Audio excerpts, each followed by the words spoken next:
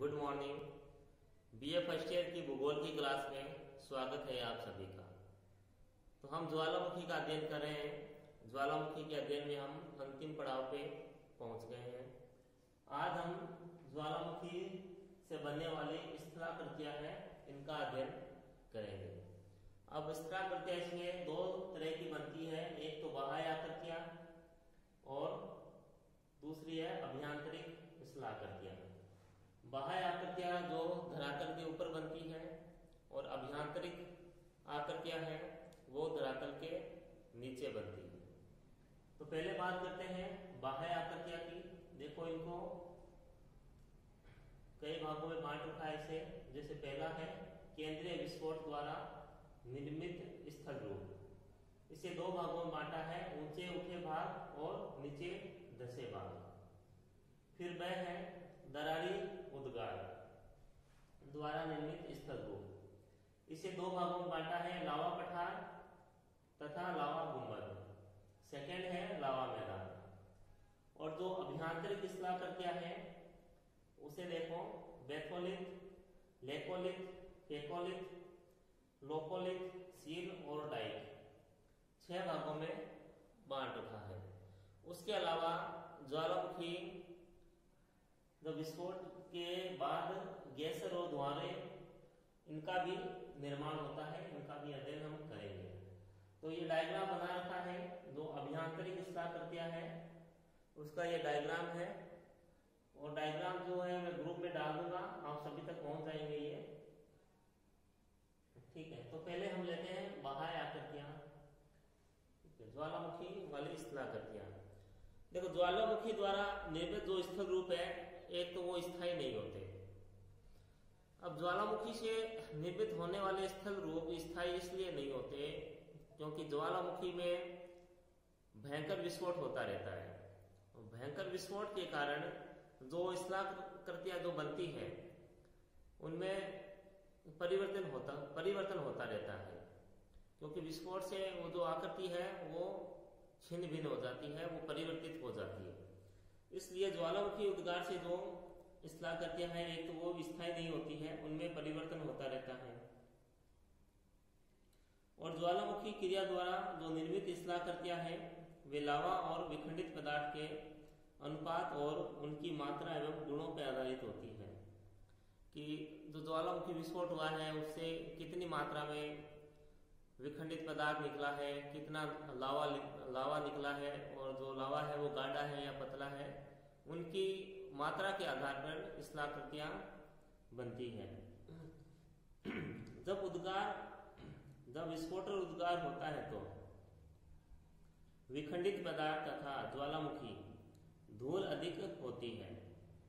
फलस्वरूप विस्फोट छिद्र तथा राग शंकु या सिंडर कोन की रचना होती है।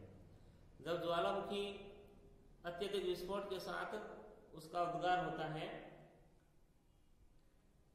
तो विस्फोट छिद्र और राग शंकु और सिंडर कोन इनकी रचना होती है। लेकिन जब ज्वालामुखी शांत रूप से उसका उद्गार होता है तब लावा मैदान और लावा पठार का निर्माण होता है। और ज्वालामुखी की जो क्रिया है वो धरातल के ऊपर और नीचे दोनों तरफ होती है। अगर विस्फोट अधिक होता है तो धरातल के ऊपर भी स्थलाकृतियां बनती है। अगर विस्फोट अधिक तेज नहीं होता है और विस्फोट तेज कब होता है, जब जो गैस होती है वो प्रेशर के साथ ऊपर आती है, तब जो गैस होता है उसमें अधिक तीव्रता नहीं होती है, तो अधिक विस्फोट उस ज्वालामुखी में नहीं होता है। तो जिसके कारण जो मैग्मा होता है वो धरातल के नीचे ही जम के ठोस हो जाता है और उसके द्वारा कुछ स्थलाकृतियां बन जाती है। इसलिए इसे दो भागों में बांटा स्थलाकृतियों को, बाह्य स्थलाकृतियां और आंतरिक या अभ्यंतरिक स्थलाकृतियां। तो सबसे पहले बाह्य स्थलाकृतियां हैं, उसमें है केंद्रीय विस्फोट द्वारा निर्मित स्थल रूप। अब केंद्रीय विस्फोट द्वारा भी दो भागों में बांटा है, ऊंचे उठे भाग और नीचे धसे भाग। अब ऊंचे उठे भागों में देखो शंकु का निर्माण होता है। जो ज्वालामुखी विस्फोट के बाद जो पदार्थ निकलते हैं, जैसे चट्टानों के टुकड़े हैं, विखंडित पदार्थ है, तो वो जो ज्वालामुखी छिद्र है उसके पास में इकट्ठे हो जाते हैं और एक शंकु का निर्माण होता है। अब जो शंकु का निर्माण होता है, अब शंकु भी कई तरह के होते हैं। सिंडर शंकु, कंपोजिट शंकु, परपोषित शंकु, पेटिक लावा शंकु, एसिड लावा शंकु। यानी आकृति के आधार पे जो शंकु है वो भी अलग अलग तरीके के होते हैं। अब शंकु जो होता है वो एक उठी हुई आकृति होती है, एक ऊंचाई पे होती है। उसके बाद जो सेकेंड पॉइंट है, नीचे धसे भाग। अब जो भाग नीचे धसे होते हैं उनमें सबसे प्रमुख क्रेटर और काल्डेरा होता है। देखो क्रेटर किसे कहेंगे? जो ज्वालामुखी का जो छिद्र होता है उसका जो गर्त होता है वो ही क्रेटर कहलाता है। और जो क्रेटर होता है वो कीपाकार होता है और इसका जो ढाल शंकु पर आधारित होता है। जो क्रेटर होता है उसका जो ढाल है वो शंकु पे आधारित होता है। और जैसे जैसे शंकु का विस्तार होता जाता है क्रेटर का आकार भी बढ़ता जाता है। यानी जो क्रेटर है इसका जो आकार है वो शंकु पे निर्भर करता है। उसके बाद देखो क्रेटर झील भी होती है। जब क्रेटर में जल भर जाता है तो उसे क्रेटर झील कहते हैं। अब जैसे पिछले वीडियो मैंने आपको बताया, जब ज्वालामुखी छिद्र में जब जल भर जाता है तब उसमें विस्फोट नहीं होता है, वो जो ज्वालामुखी है वो शांत हो जाता है। और इसका उदाहरण भी दिया था मैंने, जो राजस्थान अजमेर में जो पुष्कर झील है ये ज्वालामुखी निर्मित झील ये मानी जाती है। और जब ज्वालामुखी क्रेटर का पर्याप्त विस्तार हो जाता है तथा पुनः ज्वालामुखी का उद्गार छोटे पैमाने पर होता है। एक देखो, एक क्रेटर झील के बाद फिर है घोंसलादार क्रेटर। अब घोंसलादार क्रेटर क्या होता है? जब क्रेटर का आकार बहुत बड़ा हो जाता है तो उसमें वापस ज्वालामुखी उद्गार होता है, मगर जो ज्वालामुखी उद्गार होता है वो इतना तीव्र नहीं होता है, बहुत हल्का उद्गार होता है। क्रेटर के अंदर जो क्रेटर का आकार बढ़ जाता है तो उसमें ज्वालामुखी उद्गार होता है, थोड़ा स्लो होता है, तो उससे क्या है, उसके अंदर क्रेटर बन जाते हैं। क्रेटर के अंदर क्रेटर बन जाते हैं तो उसे घोंसलेदार क्रेटर कहते हैं। फिर है काल्डेरा। काल्डेरा का जैसे मैंने बताया आपको, जब क्रेटर का आकार बहुत अधिक बड़ा हो जाता है तो वो उसे काल्डेरा कहते हैं। अब काल्डेरा का निर्माण बहुत अधिक, जब ज्वालामुखी बहुत अधिक विस्फोट होता है तो ज्वालामुखी का जो मुख होता है, जो क्रेटर होता है वो धस जाता है। धसने से उसका आकार बहुत अधिक बड़ा हो जाता है जिससे काल्डेरा का निर्माण होता है। जो काल्डेरा का जो इसका आकार होता है वो बहुत अधिक बड़ा होता है काल्डेरा का। और जिन काल्डेरा का आकार बहुत ही अधिक बड़ा होता है उन्हें सुपर काल्डेरा कहते हैं। बहुत अधिक उस बड़ा जो होता है काल्डेरा उसे सुपर काल्डेरा कहते हैं। उसके बाद है दरारी उद्गार वाली स्थलाकृति। अब दरारी उद्गार वाली जो स्थलाकृति है वो देखो, यानी शांत ज्वालामुखी है वो, और इसका जो उद्भेदन है वो एक दरार के रूप में होता है।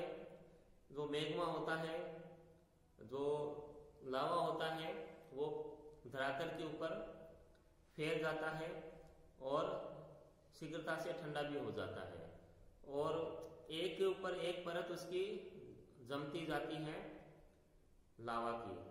तो इससे जो दरारी उद्गार जो वाले जो लावा है तो उससे जब परत एक के ऊपर एक जमती जाती है तो लावा मैदान और लावा पठार का उस निर्माण होता है दरारी उद्गार से। और इसमें जो उदाहरण दिया था आपको वो दक्षिण भारत या प्रायद्वीपीय भारत है उसका उदाहरण दिया था, क्योंकि यहाँ पे दरारी उद्गार के प्रमाण मिले हैं। जो प्रायद्वीपीय जो पठार है उसका निर्माण है वो दरारी उद्भेदन के द्वारा हुआ है। तो वहाँ भी एक लावा की मोटी परत है वो पाई जाती है। जब लावा निकलता है एक के ऊपर एक वो परत उसकी बनती जाती है। तो प्रायद्वीपीय जो भारत है वो दरारी उद्गार द्वारा निर्मित एक स्थलाकृति है। उसके बाद है फिर अभियांत्रिक स्थलाकृतियां, बेथोलिथ, लेकोलिथ, पेकोलिथ। ये देखो डायग्राम बना रखा है इसका। अब ये जो स्थलाकृतियां है ये धरातल के नीचे होती है। अब धरातल के नीचे होती है तो हमें दिखाई कैसे देती है? धरातल के ऊपर कुछ भागों का अपरदन होने के कारण कुछ स्थलाकृतियां हमें दिखाई दे जाती है, लेकिन जो बहुत अधिक गहराई में जो स्थलाकृतियां होती है वो हमें दिखाई नहीं दे पाती है। जैसे बेथोलिथ है बहुत अधिक गहराई में है, लेपोलिथ भी गहराई में है, तो इनकी जो ऊपरी जो भाग है वो ही हमें दिखाई देता है।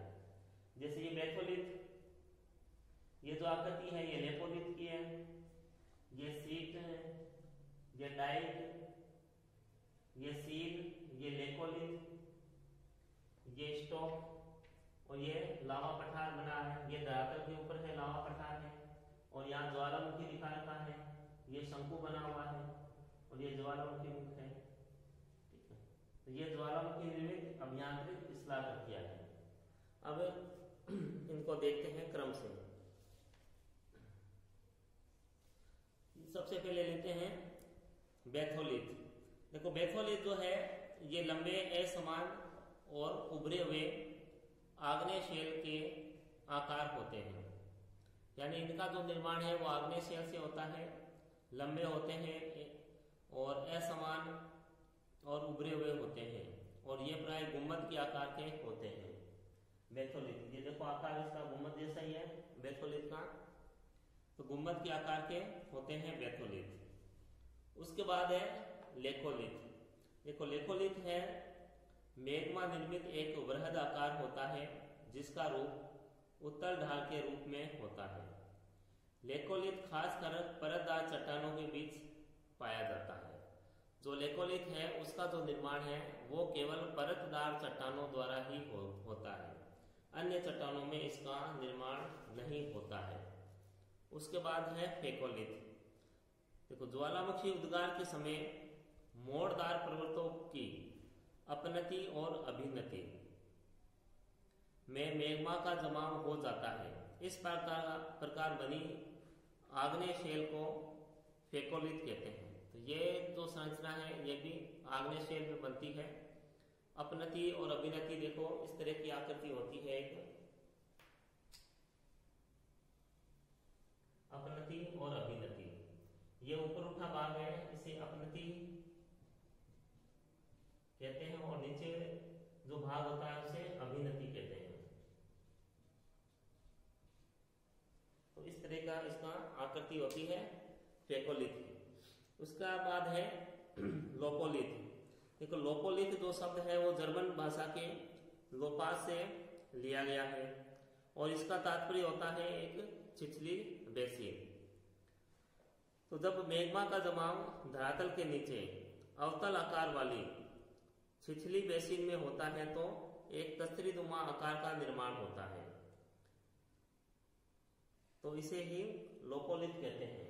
ये देखो एक तस्तरीनुमा आकार बना हुआ है, ये जो आकार है एक तस्तरीनुमा है तो इसे लेपोलिथ कहते हैं। नेक्स्ट है सील। अब जो सील है वो देखो सील परत के रूप में आग्नेय शेल का समूह होती है। जब मैग्मा का प्रवाह होता है तो मैग्मा का जमाव परतदार अथवा रूपांतरित शेलों की परतों के बीच हो जाता है। सील की स्थिति प्राय मौलिक चट्टान की परतों के समानांतर होती है। जब इस जमाव की मोटाई अधिक होती है तो उसे सील कहते हैं।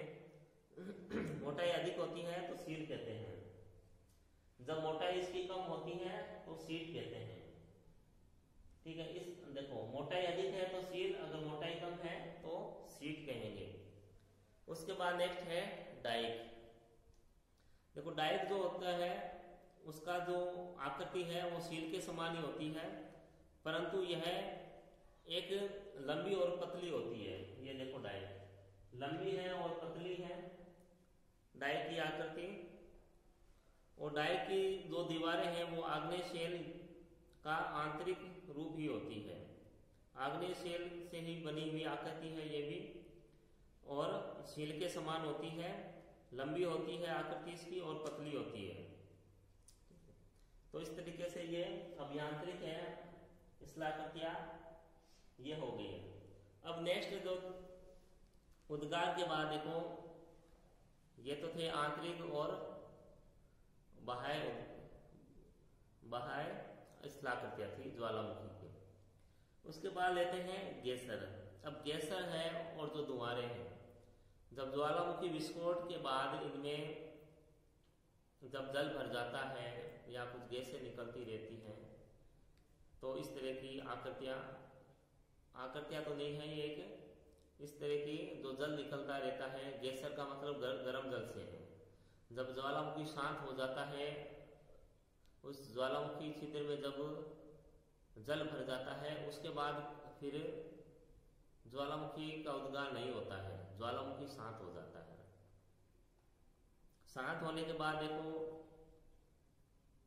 उनमें जल निकलने लगता है और कई जगह गर्म जल भी निकलता है। अब जैसे गेसर है, गेसर या उष्णोत वास्तव में एक प्रकार का गर्म जल का स्रोत होता है। जो गेसर है एक गर्म जल का स्रोत होता है ये।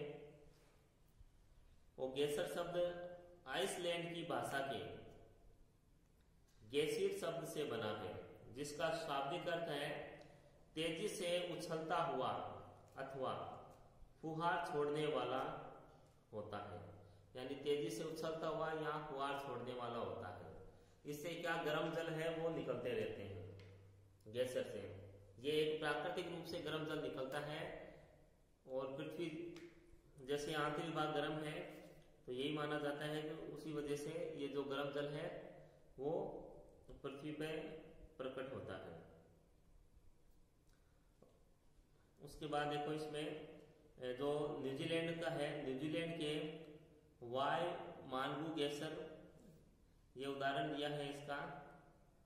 और जो गेसर है उन्हें कुंड गेसर, संकरे गेसर कई भागों में इन्हें बांट रखा है। उसके अलावा एक उत्तरी अमेरिका का उदाहरण है इसमें कि उत्तरी अमेरिका में गेसर येलोस्टोन नेशनल पार्क में जो गेसर है जो उत्तरी अमेरिका के येलोस्टोन नेशनल पार्क में, उसके अलावा एशिया में तिब्बत में, यूरोप में आइसलैंड में और न्यूजीलैंड में गेसर पाए जाते हैं। केवल दक्षिणी अमेरिका तथा अफ्रीका में गेसर का अभाव पाया जाता है। और बाकी जहां ज्वालामुखी विस्फोट होते हैं बाद में गेसर का निर्माण होता है।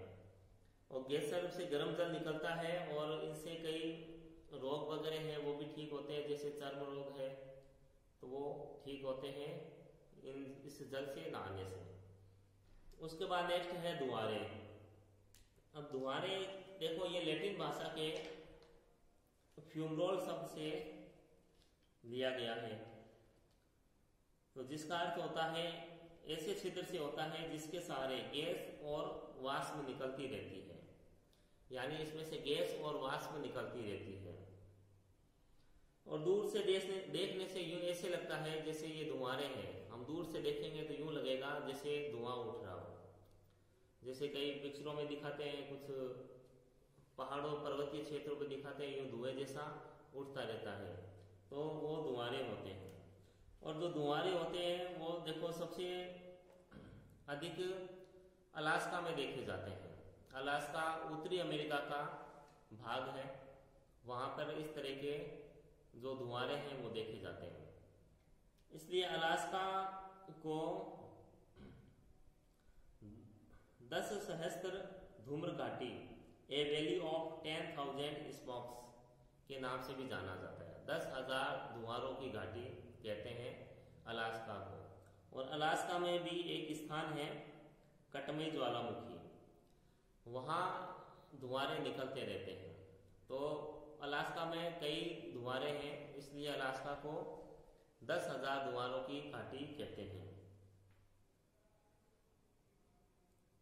और धुआं पर देखो जो सीधा संबंध है ज्वालामुखी क्रिया से होता है। जब ज्वालामुखी के उद्गार से लावा, राख, विखंडित पदार्थ आदि का निकलना समाप्त हो जाता है तो कभी कभी अवकाश के बाद, अवकाश यानी कुछ अंतराल के बाद उनमें से ये धुआंरे निकलने लगते हैं। यानी धुआंरे निकलना, जल निकलना, इसका ये तात्पर्य है कि अब इसमें से विस्फोट नहीं होगा, जो ज्वालामुखी है वो शांत हो चुका है। फिर देखो, फिर है सौल्फ तारा।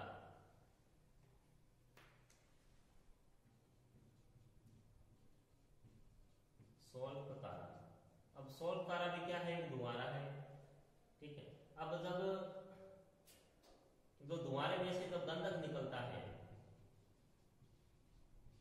तो उसे सौल्फ तारा कहते हैं। अभी तो जैसे मैंने बताया, धुआंरे में जो वाष्प निकलती है और गैस निकलती है, उसके अलावा जब धुआंरे में से गंधक निकलता है तो उसे सौल्फ तारा कहते हैं। उसके अलावा इसमें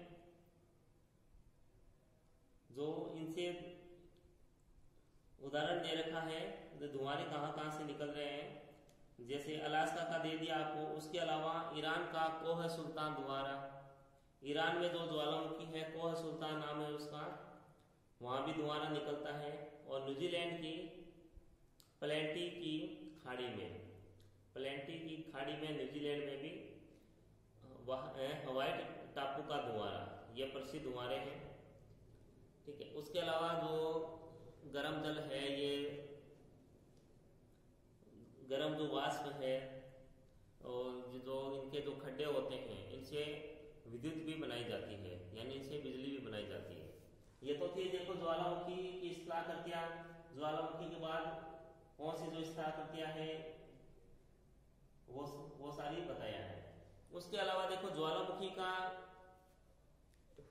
मतलब फायदा क्या होता है मानव को। देखो फायदा ये रहता है ज्वालामुखी का, एक तो ज्वालामुखी से जैसे धुआंरे और निकलते हैं, ये एक मनोरम दृश्य होते हैं, लोग यहाँ घूमने जाते हैं। दूसरा, ज्वालामुखी के दौरान जो लावा निकलता है, जो लावा मैदान बनता है, तो वो कृषि के लिए बहुत अधिक लाभदायक होता है। जैसे लावा होता है तो उससे काली मिट्टी का निर्माण होता है, और जो काली मिट्टी होती है वो कपास की फसल के लिए लाभदायक होती है। तो इस तरीके से जो ज्वालामुखी है वो कृषि में सहायक हुआ मानव के। एक ज्वालामुखी, एक लावा मैदान का निर्माण होता है और वहां पर कृषि कार्य किए जाते हैं। जैसे उदाहरण दक्षिण भारत का जो पठार है, वहां पर काली मिट्टी पाई जाती है और कपास का सबसे अधिक उत्पादन होता है। उसके अलावा खनिज के दृष्टिकोण से भी ज्वालामुखी बहुत अधिक लाभदायक है। अब खनिज की दृष्टि से लाभदायक इस प्रकार है, जैसे भूगर्भ से लावा निकलता है गहराई से, तो गहराई से बहुत सारे जो खनिज पदार्थ हैं वो पृथ्वी पे आ जाते हैं। तो खनिज पदार्थ पृथ्वी पे आते हैं तो मानव के व्यवसाय में, आर्थिक क्रियाओं में उनसे सहयोग मिलता है। तो यानी जो खनिज पदार्थ है वो भी हमें ज्वालामुखी से प्राप्त होते हैं। जैसे सोना है, चांदी है, सीसा है, तांबा है, ये हमें प्राप्त होते हैं। और जो खनिज पदार्थ है वो सबसे अधिक हमें पठारों से ही प्राप्त होते हैं, और पठारों का निर्माण अधिकतर ज्वालामुखियों के द्वारा ही होता है। जैसे झारखंड का जो पठार है, छोटा नागपुर का पठार है, वहां पर भारत का सबसे अधिक खनिज निकाला जाता है। और इतना अधिक खनिज निकाला जाता है कि उसे भारत का रूर प्रदेश भी कहते हैं, ये छोटा नागपुर के पठार को। उसके बाद देखो मानव का उपयोग, जैसे गैसर बताए हैं, गर्म जल के स्रोत है। अब जो गैसर के पानी से चर्म रोग है और जो गठिया है वो भी ठीक होता है। तो इस तरीके से ये जो ज्वालामुखी है ये मानव के लिए लाभदायक भी है, लेकिन लाभदायक होने के साथ साथ ये नुकसान भी बहुत पहुंचाते हैं। जब ज्वालामुखी में विस्फोट होता है तो जन और धन दोनों की हानि होती है। तो ज्वालामुखी से कुछ लाभ भी है तो नुकसान भी इससे बहुत अधिक होता है। तो ये जो ज्वालामुखी का टॉपिक है वो समाप्त होता है। आज के लिए इतना ही। घर पे रहे, स्वस्थ रहे। धन्यवाद।